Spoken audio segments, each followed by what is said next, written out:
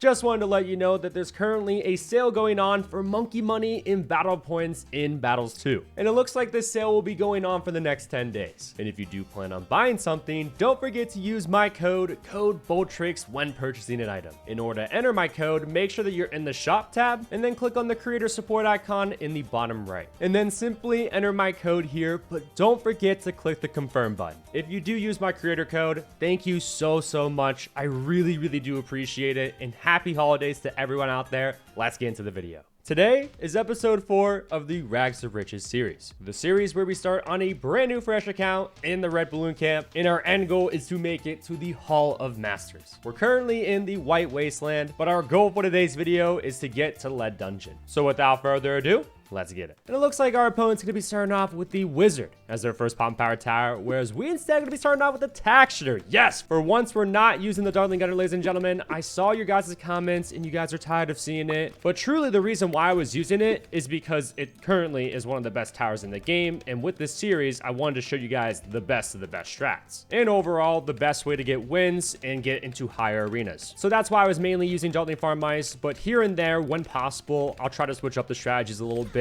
because this strategy, don't get me wrong, it's still a pretty decent strategy, but it doesn't necessarily compare to Dartling Farm Ice, as Dartling Farm Ice is currently the meta strategy in Battles 2. Although on this map, actually Tack Farm Ice is much better, because if you guys didn't see the last episode, which by the way, I have an entire playlist here on my channel of the series if you want to check out the other episodes. But in the last episode, we did in fact play on this map, and I used the Dartling Gunner, and I told y'all Dartling Gunner is really not good on this map, and I still stand by that. It's just not that effective, unfortunately, on this map. So Tack Farm Ice is definitely the better strategy, okay? But it looks like our opponent is also farming over on their side. They got another wizard down, Quincy as their hero too, so he's playing pretty well so far, to say the least, if I'm being completely honest. And by the way, I'm going to go for another 2-0-0 farm here. Now, I didn't go straight for plant, and that's only because I keep on forgetting to do that. I did talk to a couple of Hall of Masters players, though, and they have noticed really no difference between going for another 2-0-0 farm versus going straight for your banana plantation and not going for another farm. So honestly, it's probably not that big of a deal at all. But I don't want to farm on actually any harder here, because we're going to have to go for an ice now, okay? And this ice is going to be right next to our Tack Shooter right here, okay? So let's get that bad boy down. We're going to have to go for the embrittlement upgrade, okay?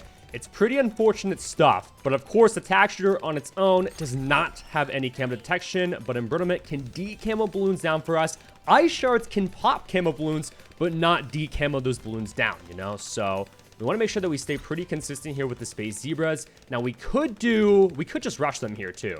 Okay, they're going to rush us here, and that's completely and utterly fine. So what we're going to do here is just tower boost. And with a tower boost, we'll be able to defend. I'm going to go for Embrit. Okay, and yeah, they don't have the best camo detection. Do they actually have any camo detection? Okay, I'm going to send them a few camo purples there. I kind of just wanted to show you guys the strategy in action a little bit, so that's why I did what I did. But I think they're dead to the camo purples. Yes, they are. See, camo purples still work even in White Wasteland. So I guess GG's, and I will see y'all in the next one. So I kind of messed up, and we're running with the same strategy once again. Tack Farm Ice is not a bad strategy, but it's not the proper strategy for this map, unfortunately. So we might struggle a bit, because the embrittlement spot that we're gonna have is not gonna be all that good. Thus, with this game, I just kind of want to seal the deal instantly, go for the victory as soon as freaking possible. But it looks like our opponent over there is going to be starting off with the Dartling Gunner as their first pump power tower. By the way, I should be sending Spaced Eco. What am I freaking doing, boys? So I also asked some Hall of Masters players if it's better to Spaced Eco, and 9 times out of 10, it in fact is. So we're going to stick to the Space Eco route whenever using farm strategies here, okay? And they're not really forcing the Blade Shooter upgrade over on our side, so that's why I decided to upgrade my farm a little bit. Looks like we can even handle Brute Blues here with our current setup, which is awesome, okay? So yeah, we're just going to be chilling, because Gwendolyn early game, she actually does a lot of freaking damage, okay? And we have our level 3 cocktail ability as well. We kind of want to save that, though, for a potential round 5 Space White Rush here, okay? But I will go for Blade Shooter now, because it looks like we're starting to chase a little bit more than my liking. Down to 92 lives as well, which kind of sucks. I shouldn't be sending him Space Whites here. Yeah, he already has a faster barrel spin and powerful darts upgrade on that Dartling Gunner, so really no need to do that. And ooh, okay, let me upgrade to the faster shooting here. Oh my goodness, guys, I am kind of selling I am definitely selling. What am I doing right now? I'm down to freaking 30 lives? So that's 100% on me. I guess I just didn't want to go for the even faster shooting upgrade or any top path upgrade in general because he wasn't sending me any space eco. But man, oh man, that costed us way too many freaking lives. So that was 100% just not worth it. And definitely a mess up on my behalf because I can't afford to leak very many lives during these mid-game rounds, okay? I probably should have thought about anti-stalling, so pretty much just pop the balloons right as they come out the map. Let me use cocktail ability here, by the way.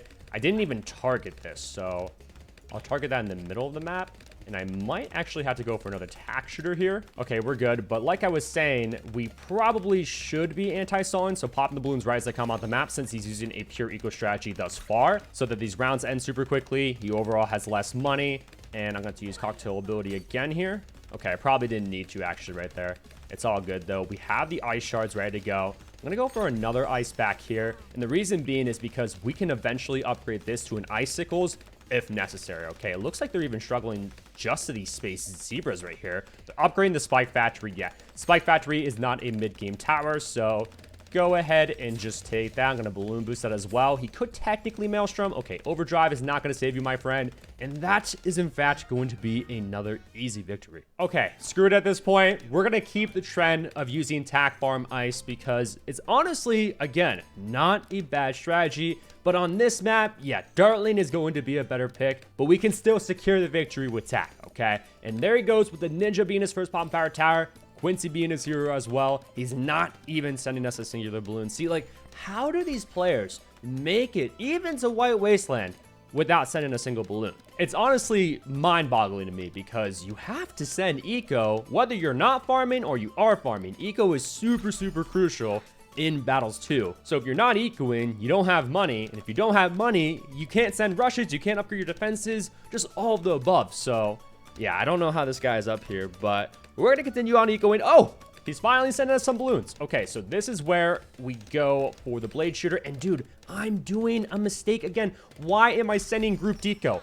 I am literally fumbling so hard. It's just not my day-to-day, guys, because I told y'all I want to specifically focus on sending space eco during these earlier game rounds. But here I am just sending group deco constantly. Not gonna lie though, when I do record content, I do tend to play a little bit worse just because I'm more focused on what I'm saying rather than what I'm actually doing while playing the game in general, you know? Like if I wasn't talking right now, I probably would just do everything pretty much right for the most part when it comes to me like sending space balloons, upgrading to certain upgrades at a certain time, you know, all of those good and fun things. By the way, we might leak a few lives here. It's because I never went for the faster shooting upgrade. Like he's just not forcing the upgrade. So I'm just like, hey, I'm not going to upgrade. I'll try to greed as long as I possibly can. And by the way, he did get the first blood. Again, do not worry about that, ladies and gentlemen. It does not matter if your opponent has the first blood or not in ranked matches, okay? And here on round 8, we're gonna get to sending him space purples. He's going for the super monkey. Oh no. Okay, so super monkey,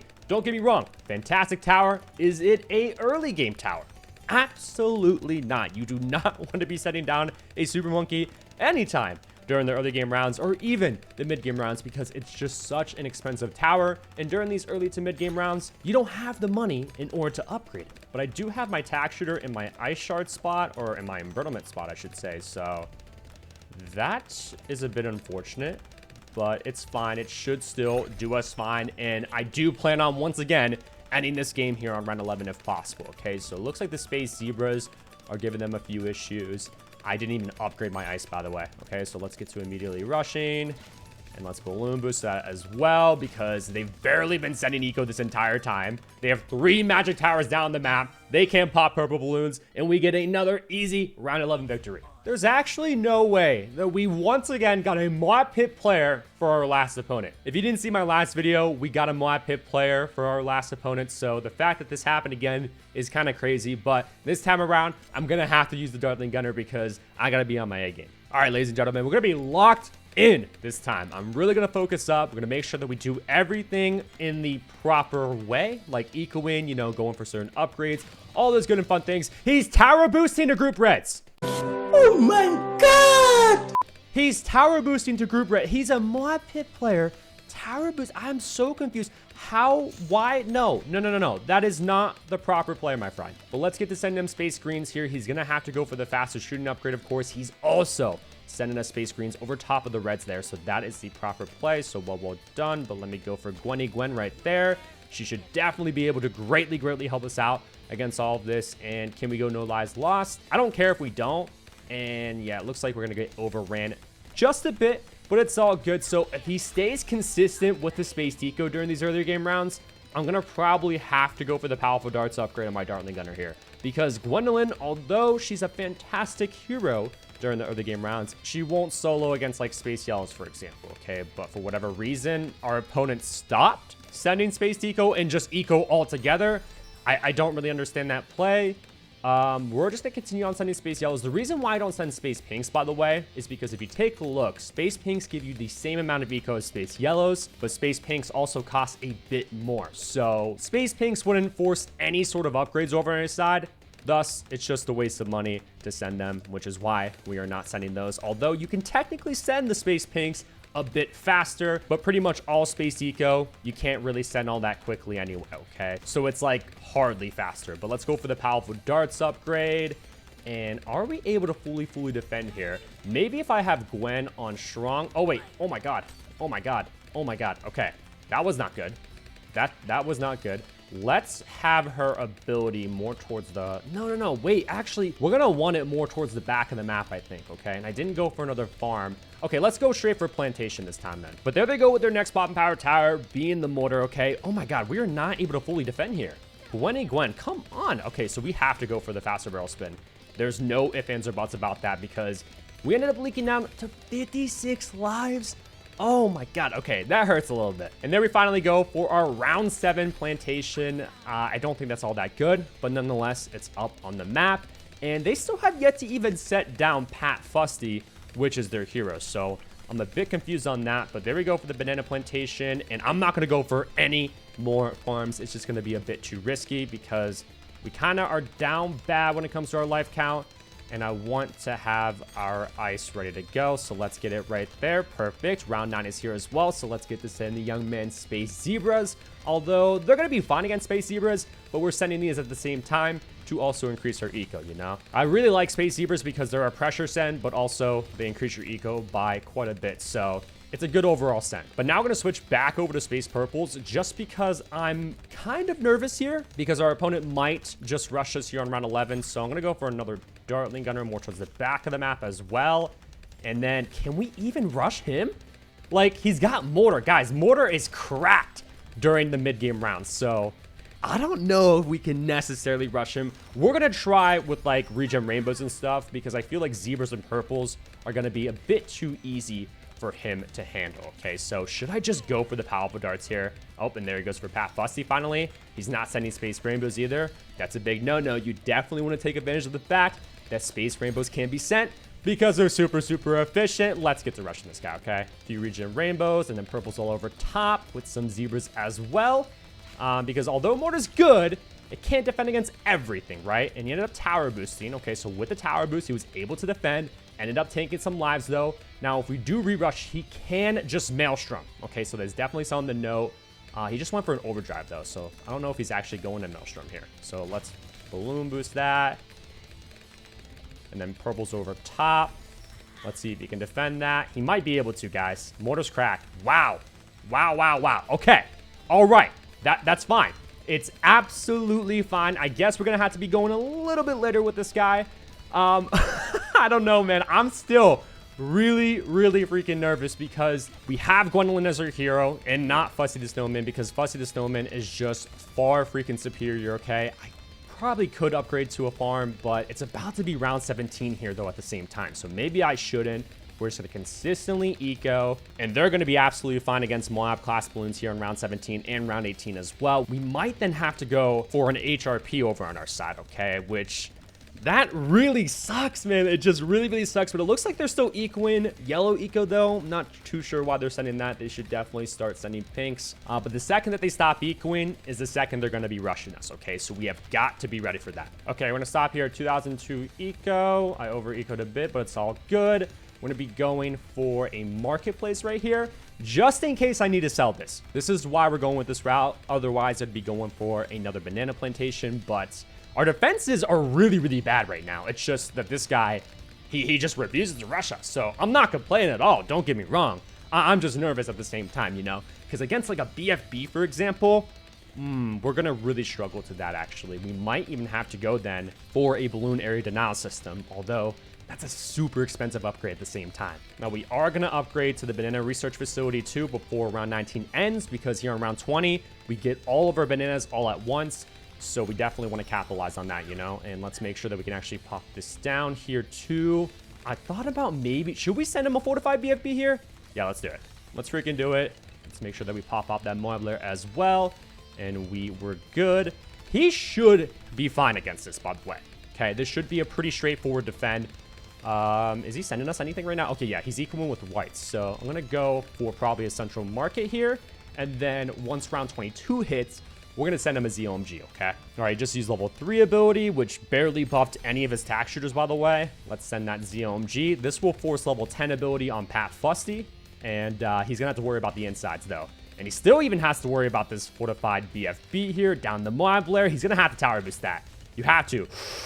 Oh my god, dude. Pat Fusty is so broken, bro. He actually shredded that right there. That is crazy. Okay, so I'm going to go for a marketplace. By the way, we can't defend against DDTs because we don't have Icicle Impale unlocked on our ice. So we have got to maybe just all end him here then, right?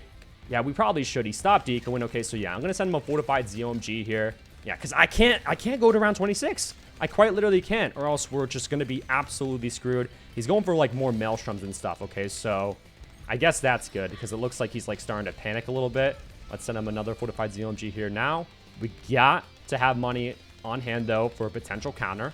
So got to watch out for that. But it's down to the BFBs, down the Moabs. Yeah, he can't handle all of that. And that is, in fact, going to be a GG. Yeah, his best move right there was to try to at least counter us because he stopped ecoing. His eco wasn't even good to begin with. He didn't have the funds in order to defend. And we got the victory against the Moab Pit player. Oh my god, that got way too close, though. And we have finally made it to the lead dungeon, currently at 41 trophies as well. In our next video, we're going to be making it to the good old ceramic crucible. And if you guys haven't already, make sure to check out episode 3 of the Rags to Riches series, where this noob thought he was 200 IQ, so I did this.